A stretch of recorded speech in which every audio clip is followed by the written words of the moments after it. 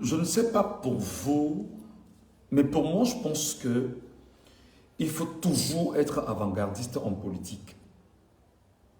Il faut toujours regarder les manquements que nous avions connus et se demander comment est-ce qu'il fallait pallier et être même à la limite une sorte de, je vais dire, d'avoir une sorte d'avant-garde. C'est-à-dire qu'il faut anticiper sur ce qui est en train de se passer.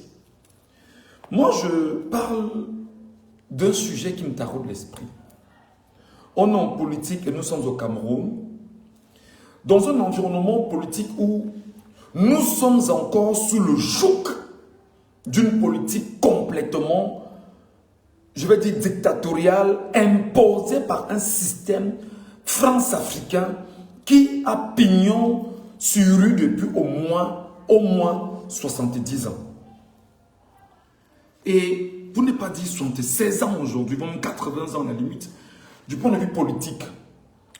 Et je pense quand même qu'à un moment donné, mes chers frères et sœurs, nous devons regarder exactement quels sont les éléments qui ont empêché les partis politiques au Cameroun à donner une sorte d'accession au peuple lui-même à détenir le pouvoir qui est le sien et qui lui soit propre.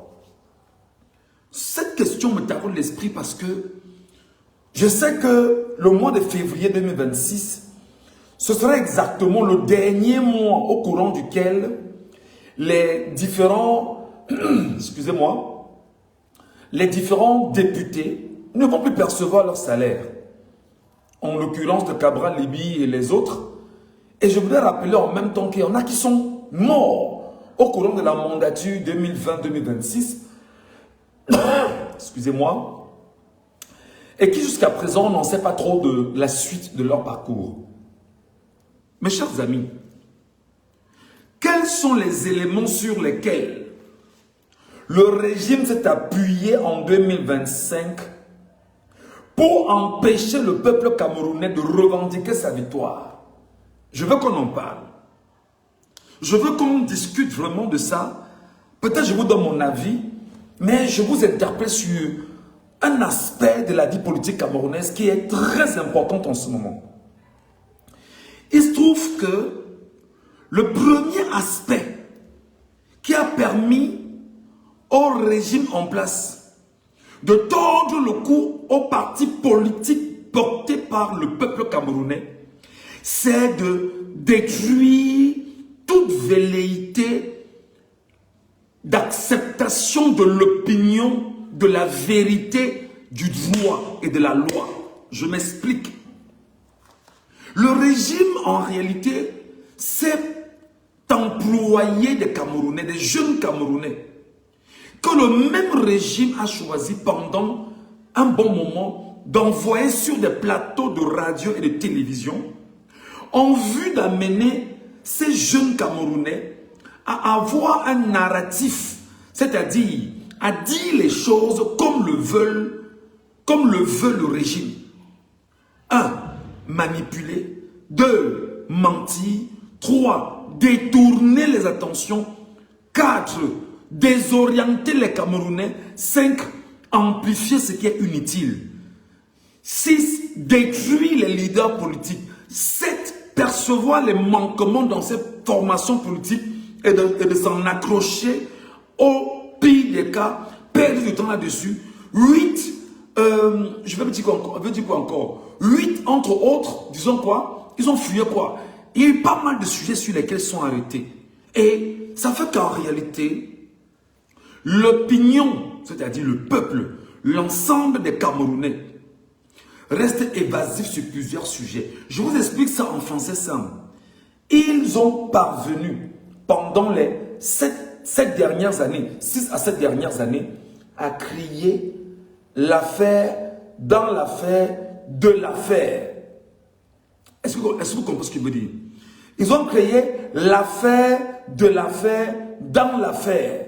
Et par conséquent, l'opinion camerounaise, c'est-à-dire les Camerounais qui veulent comprendre le problème, n'ont pas l'occasion de comprendre le problème jusqu'à la fin Parce que lorsqu'il commence à s'interroger sur le problème A, rapidement on le largue à notre problème B, qui a été pensé par le même régime. Et de facto, le peuple camerounais n'a même pas le temps de juger de l'efficacité de ceux qui en réalité ont été élus frauduleusement par les mécanismes mis en place par le même régime. Ça, c'est l'aspect manipulation. Alors, non seulement on manipule, et le même régime aujourd'hui pense sur lui, de mettre dans les réseaux sociaux des gens qui spécialement viendront avec un discours particulier, provocation, attaque, démobilisation, désorientation, découragement. Et là, ils le font sur la toile, dans les médias, dans les, je sais pas, dans les colonnes, dans les articles, et ils inondent l'espace. Ce que je veux faire comme exposé est très important. Et là, je vous le dis, lorsqu'on est journaliste, il faut avoir la capacité d'observer, d'analyser. C'est très important. Et là, je vous parle des données que vous-même, vous pouvez les observer autour de vous. Quand vous regardez un gars, par exemple, comme Armand Noutak, moi, je suis quelqu'un de très regardant sur chaque déclaration de ce que je connais comme étant là dans les réseaux sociaux pour apporter des actions de communication dévalorisantes à l'endroit de l'opinion, à l'endroit des Camerounais, à l'endroit des convaincus. Parce que la bataille de l'opinion est la première munition en politique. Alors il se trouve donc qu'il y a des gars qui viennent juste à chaque fois sur la toile jeter la chose qui va vous amener à vous concentrer sur eux, sur ce qu'ils ont dit et vous le donner. C'est-à-dire que c'est un peu comme si on est sur un boulevard, voilà. C'est bon sur un boulevard en train de marcher. Chemin faisant, les gens disent, nous arrivons à l'endroit prévu. Mais à côté, on crée une sorte d'effet de distraction. Pendant que d'autres retournent regarder la distraction, on a réduit la quantité de personnes qui cheminent vers l'objectif. Est-ce que vous comprenez? On crée un effet ici, on crée un effet là-bas, on crée un effet chemin faisant. C'est-à-dire que du point A jusqu'au point final, on a créé un ensemble d'éléments de distraction qui permettent en fait de réduire les quantités, les convaincus, de détourner, de les désorienter. Et même s'il y a une minorité qui semble arriver à l'objectif, en fait, c'est une minorité qui ne sera pas la majorité du départ. Je pense qu'à un moment donné, dans l'observation et l'analyse qu'il faut faire du point de vue politique, vous devriez vous demander, et là je me pose la question, je partage avec vous qui semblez être du côté du peuple du changement dans lequel moi je me situe. Est-ce que vous ne vous rendez pas compte qu'à un moment donné, il y a un sérieux problème lié aux partis politiques aujourd'hui? Je vous explique par exemple. La capacité à ne pas pouvoir communiquer stratégiquement, tactiquement, la capacité à ne pas pouvoir anticiper sur certaines actions, la capacité à ne pas pouvoir infiltrer le régime. C'est très important d'infiltrer le régime. Au courant de la semaine ici, je vous ai parlé de quelque chose qui a semblé ne pas vous tenir. Je vous ai dit que si nous ne parvenons pas à faire ce qu'on appelle l'infiltration, avoir des espions dans le régime, ce ne sera pas bien pour nous. Je vous ai dit ici la semaine dernière que si nous ne parvenons pas à trouver la technique qui soit la nôtre, de mettre des espions dans le régime, on ne s'en sortira pas. Et moi, quand je dis espion, le mot peut sembler être grossier, mais il faut même plus que des espions. Des acteurs dans le régime. Parce que le travail que nous faisons, nous ne pouvons pas travailler tout seuls. Non. Il faut effectivement que nous ayons la capacité de pénétrer les bases de l'ennemi. Connaître les marches de l'ennemi, maîtriser les projets de l'ennemi, déduire les faiblesses de l'ennemi, nous rendre compte des forces de l'ennemi. Et bien évidemment, lorsqu'on fait des replis, on prépare l'offensive. Je sais que ce sujet qui me tape l'esprit, en parlant avec vous comme ça, on peut avoir l'impression que c'est donner de la leçon aux gens. Non. C'est juste, et peut-être on me dira même que j'aurais pu le faire, comment on dit ça, hors caméra. Non. Je pense qu'à un moment donné, l'éducation des masses convaincues dans le changement est une action qui doit être permanente. L'éducation des masses convaincues pour le changement ou dans le changement, c'est une action qui ne doit pas s'arrêter. Et maintenant, comment intéresser l'acteur du changement, le citoyen convaincu par le changement?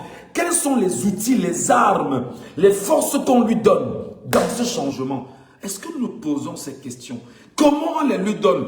Où est-ce qu'il est supposé s'abreuver? Comment on le prépare? Parce que je vais vous dire, on est allé à l'élection présidentielle de 2025. Le professeur Maurice Kamto, le mouvement pour la renaissance du Cameroun et les militants et sympathisants du MRC ont préparé cette élection présidentielle. C'est-à-dire que lorsqu'ils partaient, c'était pour la gagner dans les urnes et ils avaient la capacité de se défendre dans les urnes. Et non seulement ayant la capacité de se défendre dans les urnes, le régime s'est rendu compte que si nous laissons passer Kamto, il sera difficile pour nous de dire au monde entier que nous avions gagné les élections et de prendre le pouvoir avec une telle facilité. Son entre-gens politique, son entre-gens, je vais dire, international, en même temps est, me semble-t-il, très positionné, qu'ils attendent seulement la moindre faute du régime sur Kamto afin bien évidemment de réagir avec une certaine célérité et mettre en mal le camp de Biyabi Mbondo, Paul Barthélémy. Alors, qu'est-ce qu'ils se sont dit? Un, en voyant sur les plateaux de radio et de télévision à notre solde, les militants qui doivent aller détruire la capacité pour le peuple camerounais à se lever et penser un temps soit peu revendication.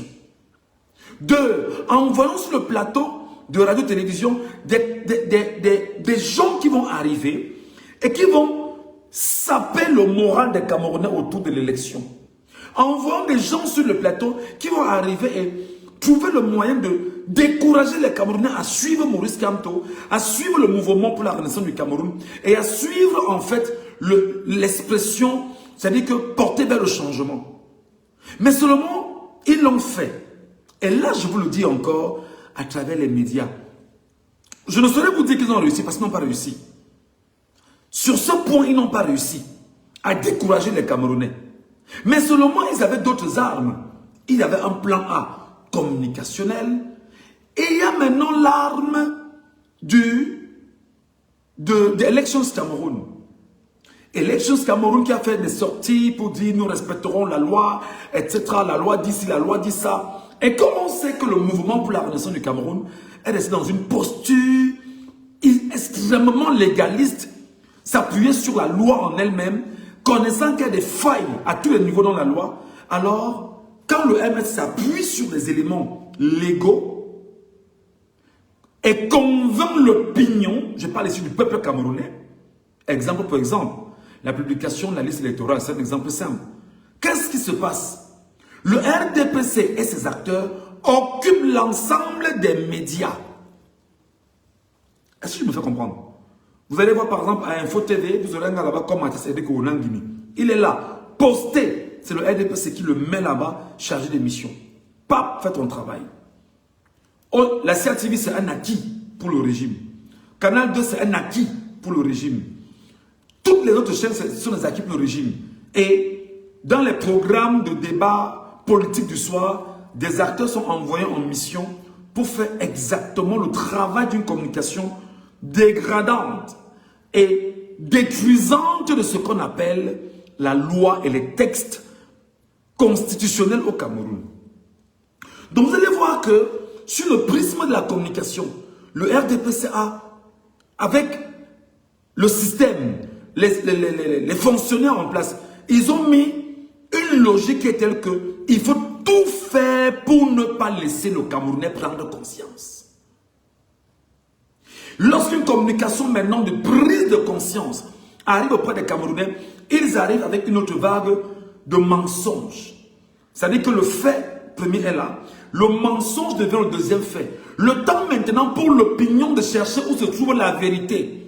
Alors il y a un embrigadement mis en place contre les journalistes qui sont en fait ce qu'on appelle les oreilles, les yeux et la bouche du peuple. Alors, qu'est-ce qu'ils font? On empêche tout journaliste à avoir accès à une quelconque source d'information. On bloque tout journaliste et on ne donne aucune possibilité à un quelconque journaliste de pouvoir avoir accès à une moindre information qui peut convaincre l'opinion. Jusqu'ici, ils n'ont pas réussi. Deuxième élément, au niveau de l'élection Cameroun, ils savent qu'ils ont exactement le code électoral qui est le sommier sur lequel ils s'appuient pour voler les élections des Camerounais. Mais avant de venir au code électoral, je vais vous dire, regardez exactement comment le régime a préparé des gars pour les réseaux sociaux. Vous savez que dans les réseaux sociaux, le cas Bidjan est un cas qui fait école. Comment Bidjan a travaillé dans les réseaux sociaux pendant toute cette période. Le rôle qu'il a joué, qui était le sien pendant toute cette période, c'était quoi? Mentir, détourner, désorienter, promouvoir la peur, trouver le moyen d'agresser les Camerounais psychologiquement. Alors, je regarde donc ces aspects de communication parce que je vous dis tout le temps, je parle ici aux partis politiques sérieux du Cameroun.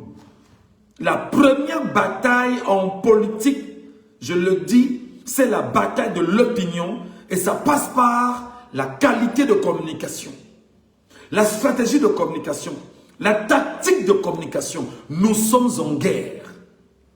Et quand on est en guerre, on doit avoir des généraux de guerre. On doit avoir des officiers incroyables. On doit avoir des soldats terribles. On doit avoir des plans bétonnés et pensés.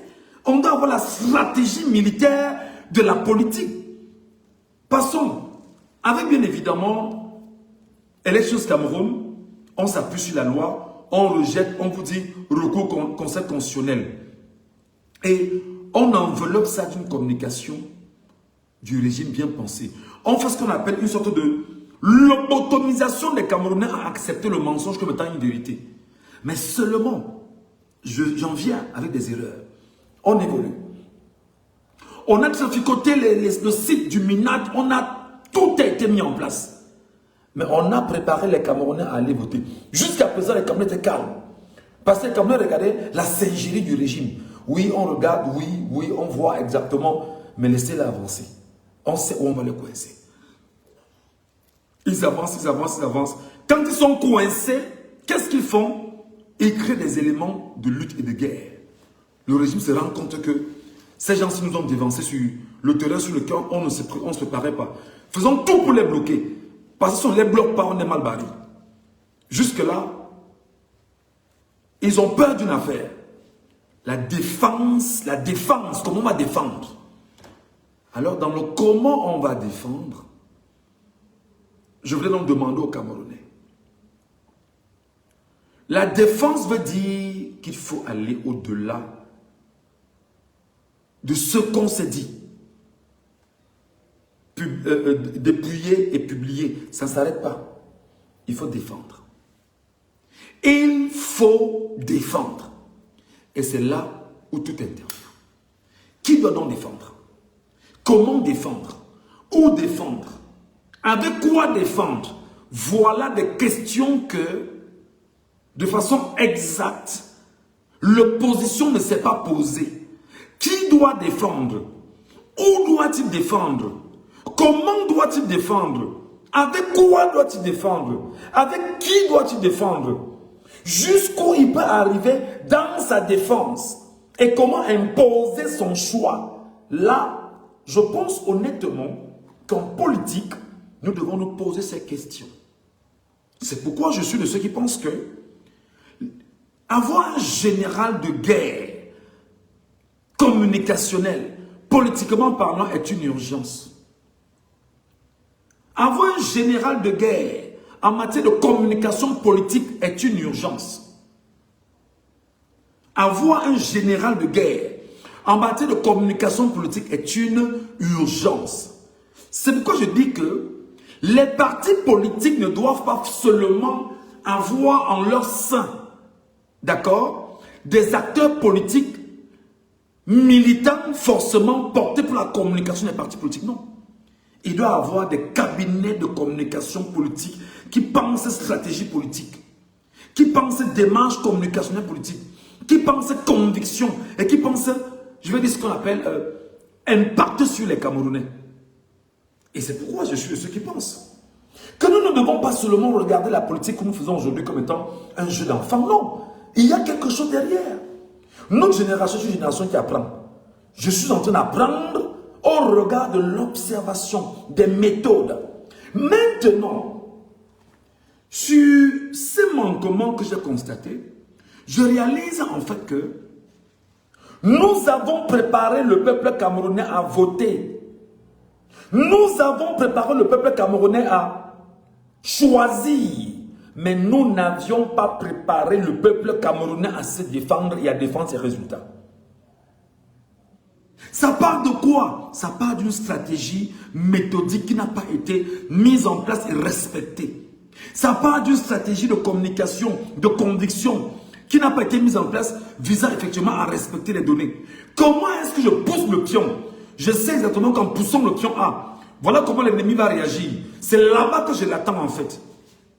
Quels sont les éléments que je mets? Quels sont les ingrédients que je mets dans sa réaction pour le contrecarrer, le traverser et passer de l'autre côté? Nous sommes en politique et sans avoir lu Machiavel, sans avoir lu je ne sais quel livre politique, je pense que depuis 7 ans que nous regardons la scène politique camerounaise, chaque jour qui passe nous apprenons. Depuis 1948, que nous avons commencé à comprendre l'histoire de nos pères, politiquement parlant, et regarder la chronologie, les méthodes, les mécanismes, les stratégies mises en place, nous apprenions, et je pense que notre génération, ma génération, comprend des choses peut-être que nos pères ne comprennent pas encore.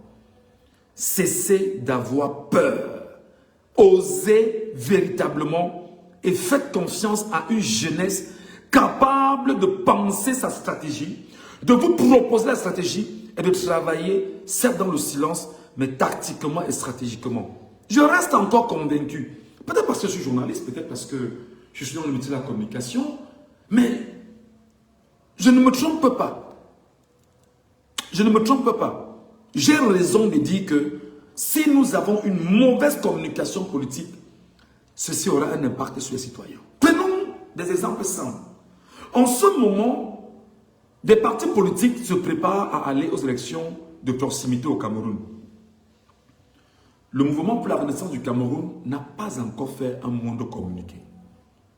C'est vrai. Peut-être le parti ne s'est pas prononcé officiellement, mais les militants en interne disent qu'ils vont aller aux élections locales. Donc, là, en attendant la confirmation du parti, pour le moment, le parti est très calme, posé. Peut-être parce que le parti attend ce qu'on appelle la convocation du corps électoral. Mais seulement, le parti, en attendant la convocation du corps électoral, il me semble, je peux me tromper, sans être un donneur de leçons, devrait déjà dès maintenant commencer à préparer les esprits. C'est d'ailleurs les mêmes données que j'ai évoquées avant les élections présidentielles. Il faut qu'un an avant qu'on prépare les esprits. C'était 1 an avant, 2 ans avant qu'on prépare les esprits. Parce qu'il y avait une autre technique que le régime avait développée dans les réseaux sociaux. Pour désorienter les Camerounais, comme je l'ai expliqué dans l'entrée de jeu, ils ont mis sur le chemin un ensemble d'éléments de distorsion. Sur TikTok, par exemple, on est revenu un peu au tribalisme. Ici, par exemple, on est revenu avec les attaques sur le parti. Ils se sont organisés à le faire. Mais est-ce que l'opposition non s'est organisée à faire autant ou faire mieux? C'est là la question. Est-ce que l'opposition a les moyens? C'est là la question. Est-ce que l'opposition peut? C'est là la question. Mais je suis un être humain jamais pessimiste. Je dis bien jamais pessimiste. Et avec la toute petite quantité qu'on peut avoir, le petit nombre qu'on peut avoir, on peut faire des choses extraordinaires. On peut faire des choses extraordinaires. On peut faire des choses extraordinaires. Mais est-ce que des gens sont prêts donc à prendre le taureau par les cornes? Parce que premièrement, il faut déjà commencer à dire aux Camerounais, ton avenir est embrigadé. Tu le sais. Est-ce que tu as la solution à ton avenir embrigadé? Vous ouvrez ce qu'on appelle des think tanks d'activité. Malgré les infiltrés. Parce que les infiltrés sont partout. Autant vous leur ouvrez la porte, vous ne dites pas tout, mais vous infiltrez également le camp d'en face. Vous réfléchissez. Et il y a un premier levier de réflexion. Il y a un deuxième, il y a un troisième, il y a un quatrième, il y a un cinquième, il y a un dernier. Où les décisions se prennent. Malgré tout ce qui a été pensé en bas. Parce que tous ceux qui sont dans le grand nombre en bas là, les idées viennent de part et d'autre. C'est là-bas, c'est comme on dit souvent, vous regardez un peu, quand les poissons sont dans l'eau là, quand on jette la bouffe là, c'est là-bas. Lorsqu'on prend 2, 3, 4, on les sort. On peut leur mettre dans une sorte de cuvette, on y met de l'eau, parce qu'on a des projets pour cela, le temps de donner ce qu'il faut donner, on les prend, on prend encore 2, on les met ailleurs, ainsi de suite. Et le dernier élément qu'on garde, c'est exactement ce qu'on va faire. C'est ce dernier élément là qu'on ne dit pas. Mais il faut apprendre à aller pêcher. Même en eau trouble. Il fallait pêcher en eau trouble. Donc, je vais dire aux Camerounais, vraiment excusez-moi, peut-être je n'exprime pas ça tel que je ressens dans mon esprit. Il y a une préparation qu'il faut faire. Préparer les Camerounais à lutter. Je vous dis que il faut préparer les Camerounais à lutter. Il faut préparer les Camerounais à lutter. Il faut préparer les Camerounais à affronter ça cette fois-ci pour de vrai. Si et seulement si le régime choisit encore, par exemple, de détruire le MRC, comment faudra-t-il se comporter devant le régime? Moi, je pose cette question. Est-ce que le MRC a pensé à l'alternative de revendication de son authenticité en tant que parti politique? Est-ce que le MRC a pris les armes et les outils nécessaires, politiquement, démocratiquement, humainement parlant, tout ce qu'il peut avoir comme force pour pouvoir lutter face à ce qui peut lui arriver si jamais on venait à bannir le parti politique? Est-ce que le cas Okala Ebode, pendant qu'on y est, dont on apprend qu'Okala Ebode aurait eu des rencontres avec Atangandji pour trouver le moyen de jouer les troubles faits lors des élections législatives, qu'est-ce qui s'est dit avec Okala Ebode? Qu'est-ce qui se pense avec Okala Ebode? Comment est-ce qu'ils veulent probablement appliquer leur stratégie? Est-ce que Okala Ebode attend quelque chose? Est-ce qu'il y a une proposition de nomination faite d'Okala Ebode? Est-ce qu'il y a une proposition d'argent qui a été faite? Ainsi de suite, ainsi de suite. Comment est-ce qu'on détourne ça? C'est quoi je vous dis qu'on est en politique? Il faut avoir toujours des armes, des cartes, des acteurs de part et d'autre. Je vous l'ai dit au lendemain de l'élection présidentielle. Je ne peux pas avoir l'argent, j'échoue. Je ne peux pas avoir l'argent, j'échoue. Je ne peux pas avoir l'argent et j'échoue. Je ne peux pas avoir les moyens et j'échoue. Je vous l'ai dit. Souvenez-vous, pour ceux qui m'ont suivi sur mes pages qu'on a piratées et autres là, je ne peux pas avoir l'argent, j'échoue. Impossible. J'ai dit que je ne peux pas avoir l'argent, j'échoue. Pour celui qui comprend, il comprend. J'ai dit que je ne peux pas avoir l'argent, j'échoue. Je ne peux pas avoir l'argent et j'échoue. Impossible. Dans le Cameroun, impossible. Avec les pratiques, les méthodes, les techniques qu'on connaît, il dit impossible. Je ne peux pas avoir l'argent, j'échoue. Le dit, comme je le dis, on se comprend certainement à demi-mot. Il faut donc préparer les Camerounais à lutter. Moi, je vous le dis, hein. Moi, je vous le dis très honnêtement. Ce n'est pas seulement le MRC, hein. Tous les partis politiques qui sont décidés à aller dans ces élections locales au Cameroun doivent se préparer à lutter, hein. Et pour lutter, ce n'est pas le président du parti qui viendra lutter. Ce n'est pas le président du parti qui viendra lutter. Les militants et les sympathisants vont lutter. Les électeurs vont lutter pour imposer le choix du peuple camerounais. Et il n'y aura pas que pour trancher, on va trancher ce qui n'est pas en faveur du peuple camerounais. La lutte là est compliquée.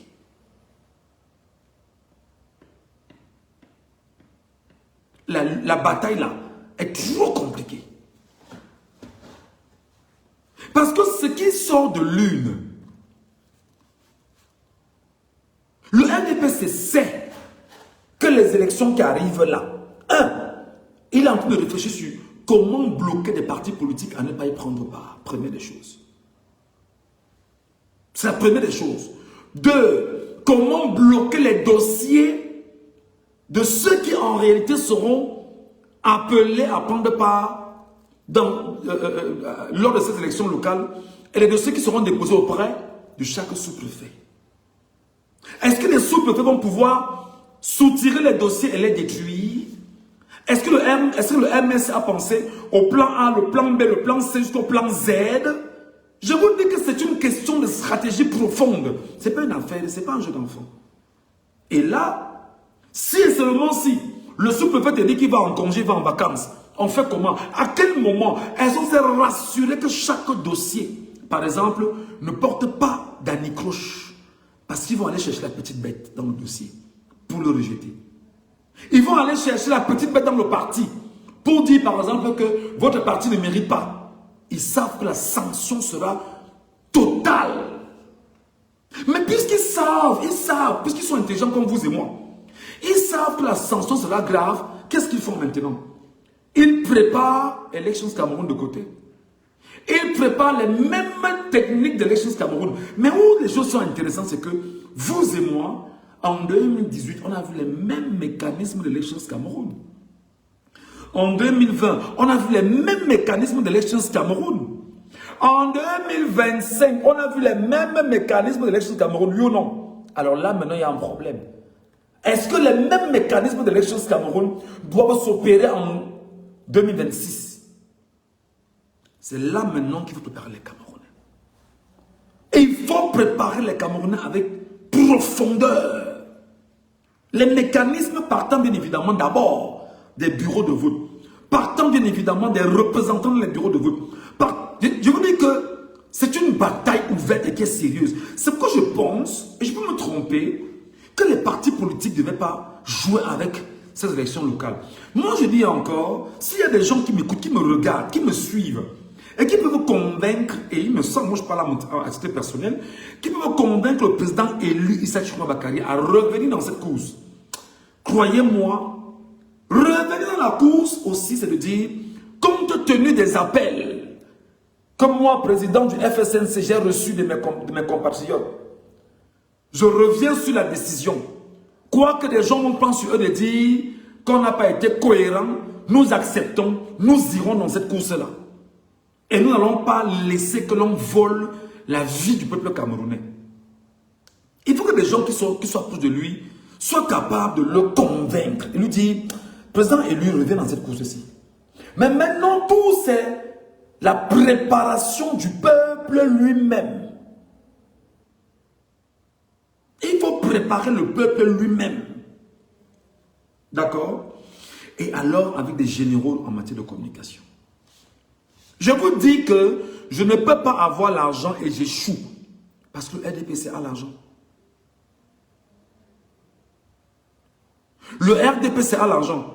Mais l'argent est généré par qui? Par le peuple camerounais. Par le contribuable camerounais.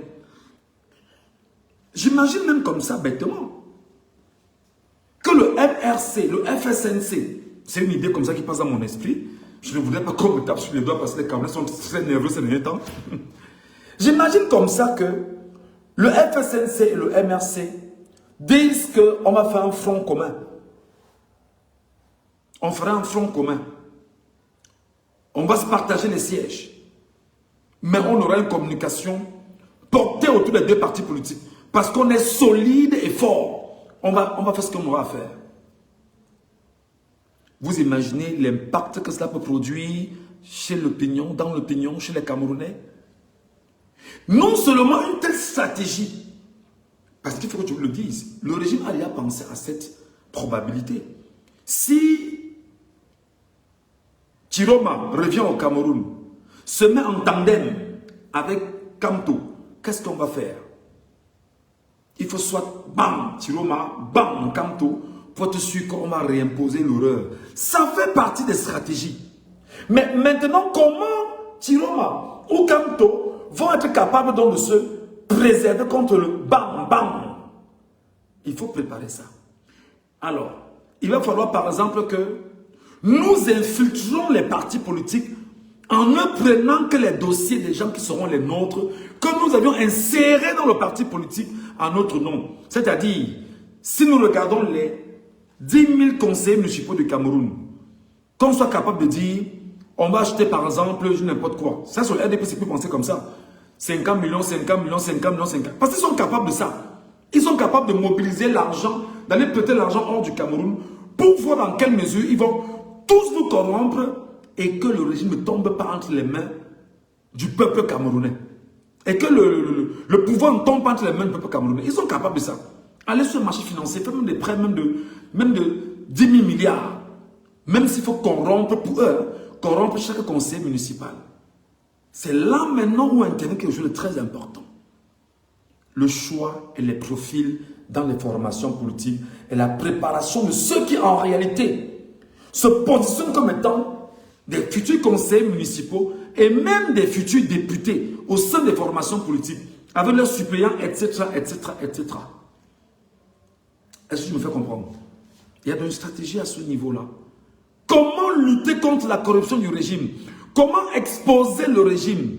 Comment détruire le mythe de la corruption du régime? Moi, je pense que c'est des choses sur lesquelles il faut travailler profondément. Les profils doivent être des profils complètement convaincants pour le peuple camerounais. C'est vrai.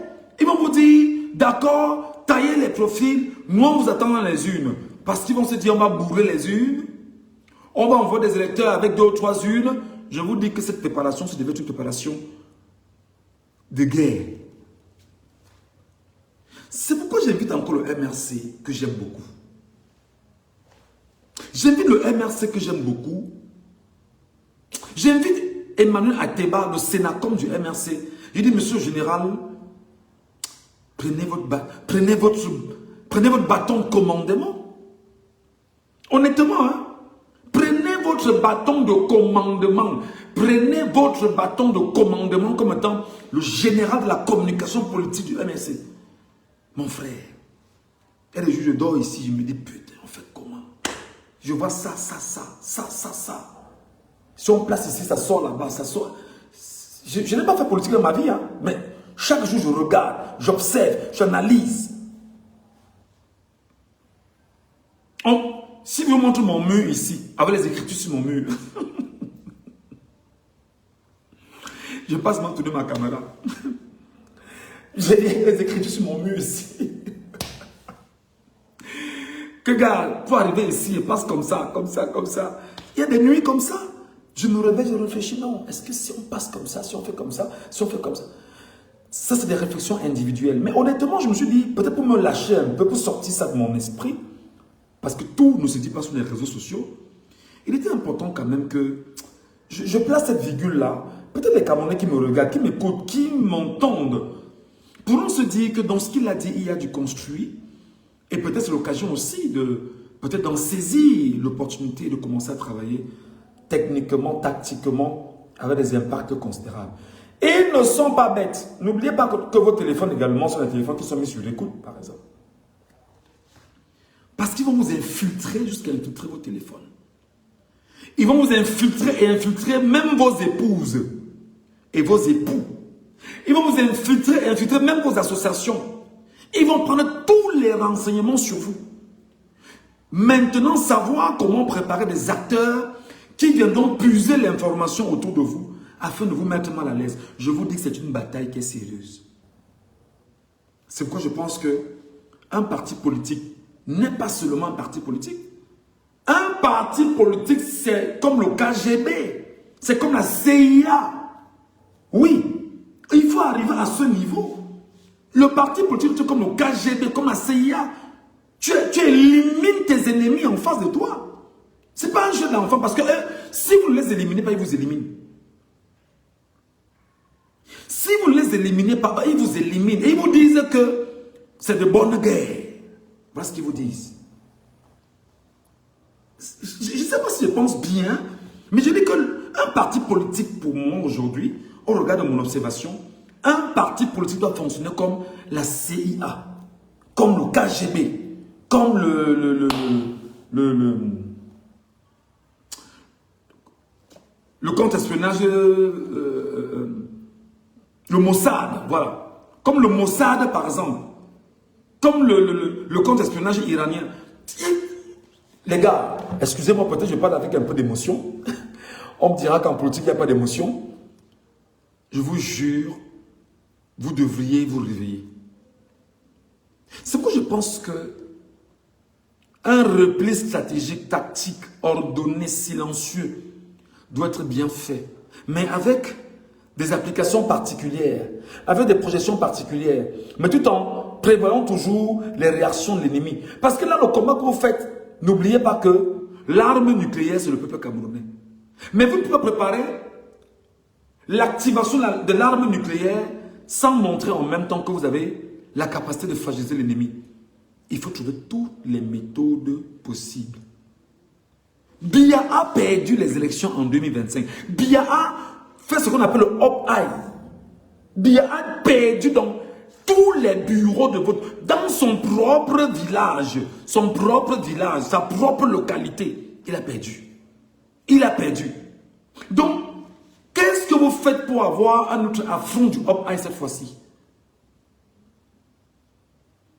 Est-ce que vous savez que tout ce qu'ils font en ce moment, les guerres en interne autour des nominations, en ce moment c'est compliqué par exemple. Moi, Ngachou, à la tête d'un parti politique, ou encore même communicant d'un parti politique, au Sénat comme d'un parti politique, j'aurais déjà proposé au président du parti politique de faire une enquête là-dessus. Il est anormal qu'il y ait une affaire au port de Douala, d'accord, sur une question aussi sensible, et qu'un parti politique ne récupère pas ça. Même s'ils ont créé pour créer une diversion, tu récupères, tu sais exactement comment tu vas orienter, mais tu dis au Camerounais, faites attention, ça peut être créé pour vous détourner des sujets importants ou du sérieux qui nous anime. L'objectif c'est ceci. Apprenez à faire peur au régime. Puisque le régime c'est qu'il est fini, il a peur du peuple camerounais. Et là il se prépare à faire des choses qui soient de nature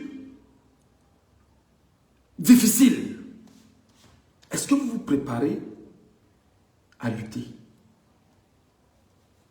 Parce que je pense que le MRC ne part pas dans cette élection s'il me dit que je siège, je dis siège, non.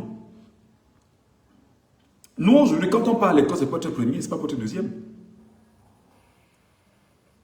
Quand nous on va à l'école aujourd'hui, ce n'est plus pour être deuxième, c'est pour être premier.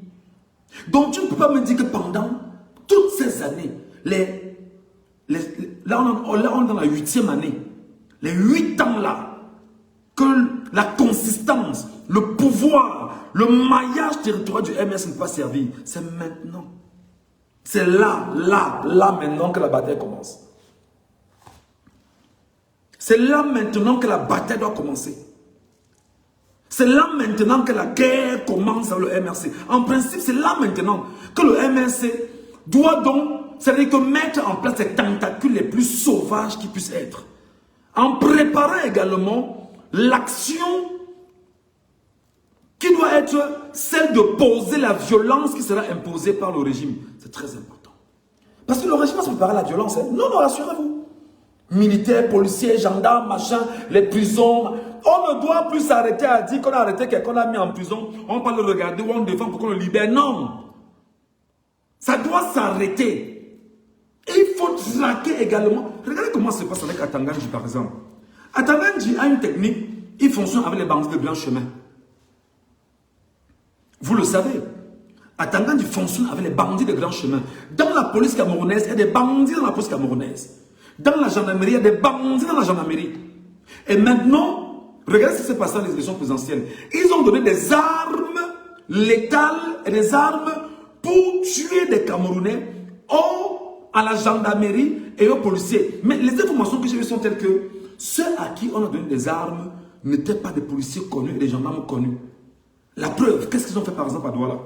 À Douala, qui était un chaudron très important, ils ont envoyé en mission rapidement une bonne partie des policiers de Douala dans les coins d'à côté. Ils ont ramené une autre cargaison à Yaoundé, de Yaoundé, un peu de partout, qu'ils ont trié sur le volet pour dire, on t'envoie ici pour des missions spéciales, va tuer. Et tu prends les armes, nous on va te protéger. On ne laissera pas partir l'affaire. Regardez avec quelle violence inouïe ils ont pris le pouvoir au Cameroun. Ils abattaient à 100 fois. Mais maintenant, est-ce que vous êtes préparé effectivement à ça? Quelle est la contre-offensive que vous mettez en place maintenant? Comment vous êtes préparé à dire que dans notre think tank de réflexion profonde, sans infiltration, comment on va les contourner? Comment on va mettre la main sur X, Y, Y? Est-ce que vous êtes préparé à ça? Est-ce que vous surchauffez les Camerounais maintenant? Parce que je vais vous dire par exemple, chaque bandit dans chaque quartier est connu par la population. Chaque agresseur dans un quartier est connu, on les connaît tous. Dans chaque quartier, dans chaque coin, dans chaque recoin. Les Camerounais doivent d'abord dire aux Camerounais, identifiez tous les bandits de grands chemins que vous connaissez dans les quartiers. Vous vous taisez. Ça, c'est une communication très forte. D'abord, ils vont disparaître. Pour ne pas se faire identifier. Les communications vont se passer entre eux. Même les bandits, il faut les infiltrer. On est en politique, ce n'est pas un jeu d'enfant. Même les bandits de grands chemins, vous devez les infiltrer. Oui. J'ai dit que je ne peux pas avoir l'argent, j'échoue. Je ne peux pas avoir les moyens, pas avoir le mbongo, j'échoue. Impossible. Je dis que même les bandits de grands chemins, dans tout le pays, vous devez les infiltrer. Parce que vous devez savoir ce qui se dit, ce qui se prépare, comment est-ce qu'ils s'organisent. Vous devez infiltrer la police, c'est rien. Hein? Police, gendarmerie, ça c'est rien.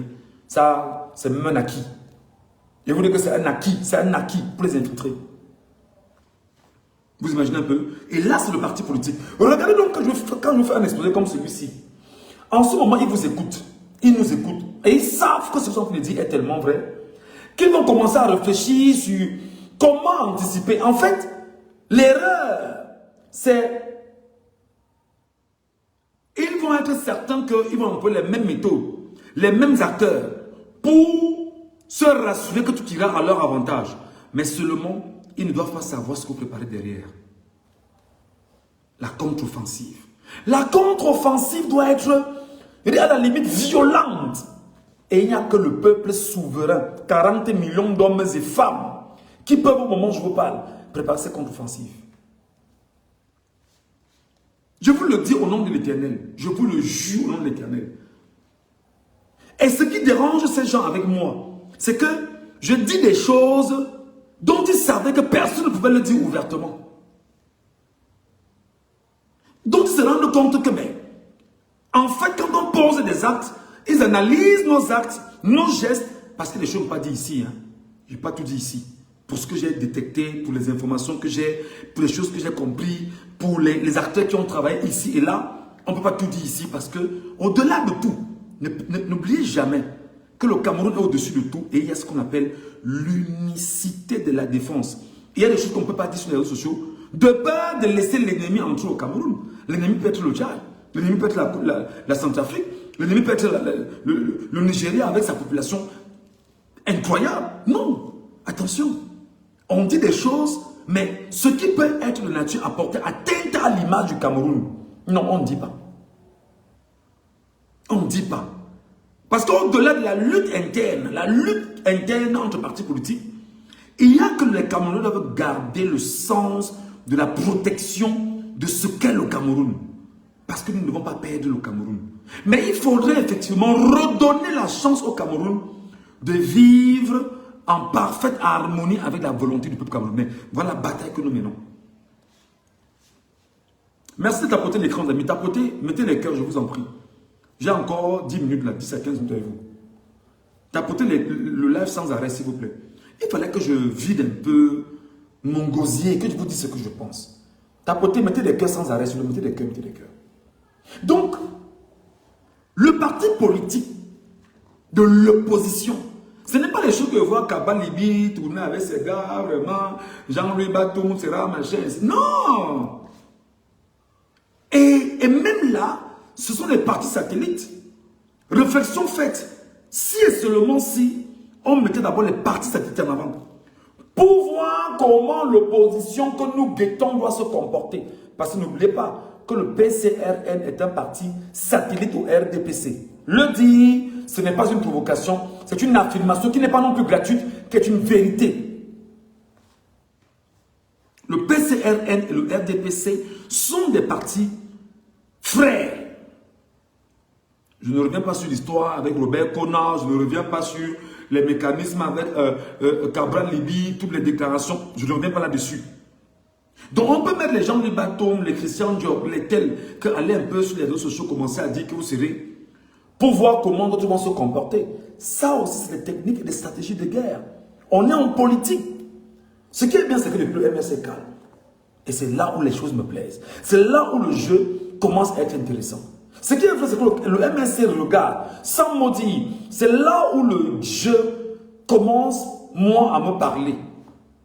Et j'ai donc le devoir, en tant que citoyen camerounais, sympathisant du MRC, de dire que ma réflexion, ce que j'ai en tête, ce que je vois, ce que je suis en train de percevoir, je le dis quand même au MRC et je le dis aussi aux partis politiques sérieux qui veulent aller dans cette course. Vous devriez fonctionner et vous devez préparer l'alternative de la violence. Je dis que vous devez fonctionner et préparer l'alternative de la violence. Parce que vous n'avez même pas les médias où vous êtes. Et c'est pourquoi tout le temps je vous dis, mais comment vous ne comprenez pas que Facebook et TikTok sont des chances que les partis politiques détiennent au Cameroun? Quand je le dis, on trouve que non, tu en fais un peu trop, vraiment. Nous aussi en interne, nous savons ce qu'il faut faire. Non, non, les amis, c'est pas comme ça. Ce que je vous dis là, après c'est sur TikTok, vous le dites sur TikTok. Je n'ai pas voulu faire un live TikTok et Facebook en même temps, non.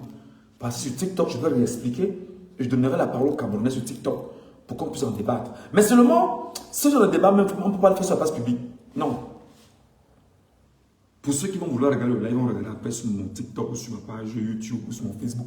Ils vont regarder. Donc, les amis, ce que j'essaie de vous dire, c'est que le mouvement pour la renaissance du Cameroun, le parti auquel je suis attaché en tant que sympathisant, je ne suis pas militant, mais je suis sympathisant, ok, doit préparer cette bataille et sérieusement. Le MRC doit préparer cette bataille et sérieusement.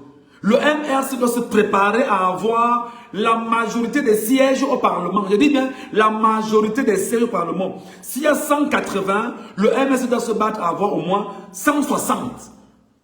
Et dire au moins 160, on ne peut pas dire 170.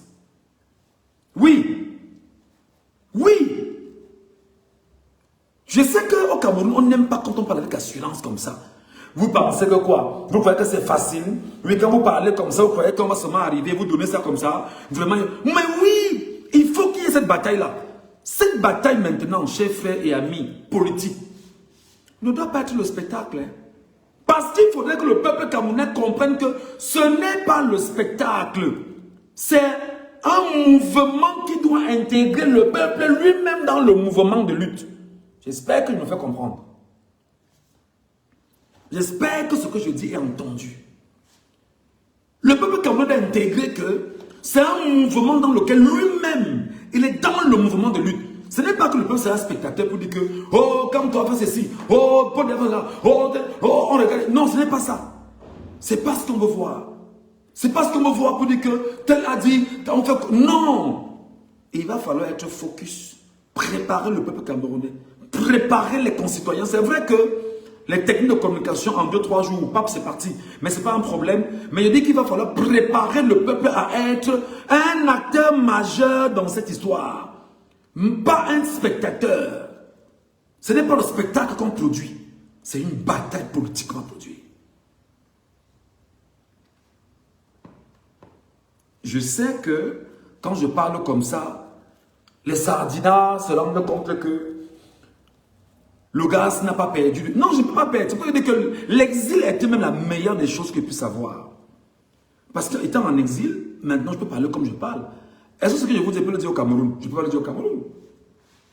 Ce que je dis là, je ne peux pas le dire au Cameroun. Jamais. Même certaines partis politiques au Cameroun, ou même des acteurs, des militants, ne peuvent pas dire ce que je dis là ouvertement comme ça. Faux. On va dire incitation à la révolte. On le prend d'abord le garde. On va dire que incitation, ça dit qu'on va créer des lois là bizarrement. On le prend, le met en prison, on l'enferme. Parce qu'on veut éteindre toute personne qui éventuellement peut avoir une idée visant à détruire la machine en place. C'est pourquoi je reçois des diabolisations aujourd'hui. Ne vous en faites pas. Je sais encaisser.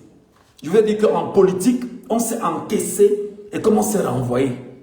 Mais là, maintenant, ce que je suis en train de leur dire, ils vont en train de réfléchir. Parce que ce qu'on va faire maintenant, les amis, ce sera extrêmement violent. Je vous ai dit, vous du RDPC, d'accord, je suis en exil. Mon exil là, c'est contre vous seulement. Ne vous en faites pas. Diabolisez, appelez, dites ce que vous voulez. Il mange le riz, il fait ceci. Dites ce que vous voulez. Je reste focus sur le RDPC et bien. Pour ma part là, non. Hey. Pour moi là, je reste focus. Je reste focus. Je sais que le genre de discours que je tiens là, je ne peux pas le tenir au Cameroun, je sais. Mais je le tiens de mon exil. Je prépare mes concitoyens. C'est pourquoi je vous demande, vous Camerounais, quand nous nous parlons, prenez vous partagez. Quand nous nous disons, prenez vous partagez. Quand nous déclarons, prenez vous partagez. Pas forcément qu'on dise qu'on a bien parlé, mais au moins qu'on prenne l'essentiel. Ce qui est bien, on prend. Ce qui est mauvais, on rejette et on avance. Décidément, je me rends compte que si nous, là, Camerounais, qui sommes dans les réseaux sociaux et qui portons la parole du peuple camerounais, d'ailleurs, je vais demander à Nzumanto, Paul Tchouta, pour les deux là, et l'ensemble des combattants et qui ont la parole, vous qui êtes sur les réseaux sociaux, je vous demande, et je vous le dis en tant que, je parle comme ça, c'est une stratégie. Et il faut changer le narratif maintenant. Ce n'est pas des choses que j'aurais dû vous dire, c'est pas public.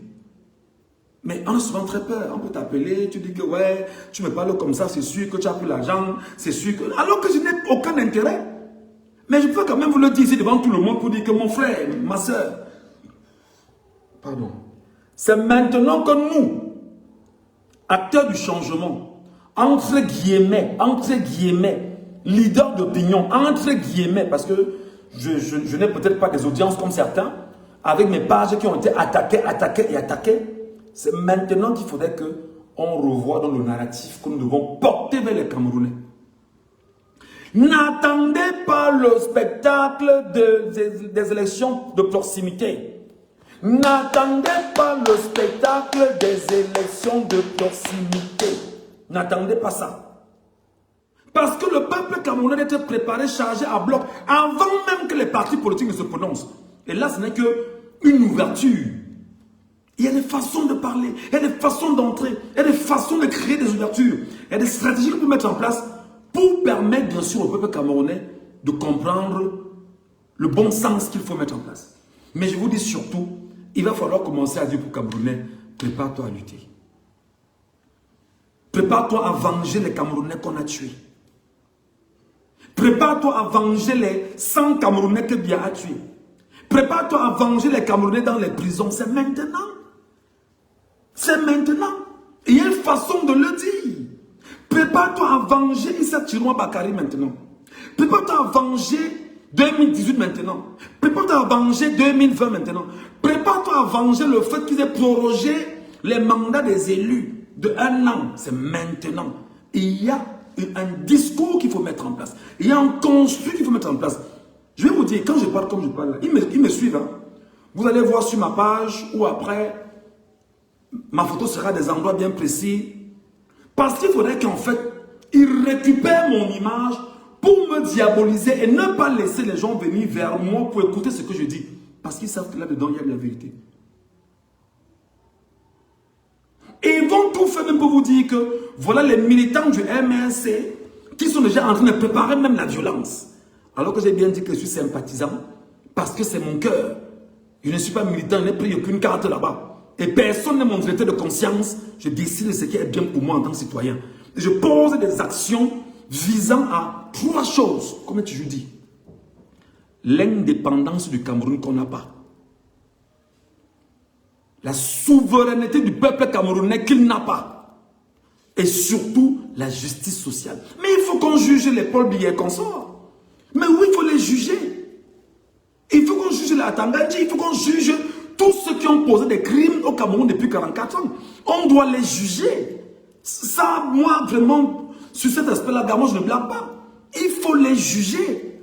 Ils doivent aller en prison. Leur place n'est pas dans la société normale. Et il faut les écarter de la société, les mettre où il faut les mettre. Et tu ne peux pas m'enlever ça. Tu ne peux pas m'enlever ça. Tu ne peux pas m'enlever le fait que on va dire que non, il n'y aura pas de chasse aux sorcières, il n'y aura pas de... Il y aura des règlements de compte. Et il faut qu'il y ait règlement de compte pour apaiser le cœur du peuple camerounais qui est souverain et qui doit se conforter dans sa souveraineté. Vous pouvez me dire que non, vraiment, non, vraiment ce n'est pas bien de pas. Il doit avoir ça. Ça s'appelle la justice. Parce qu'il y a ce qu'on appelle la loi qui est le parapluie social.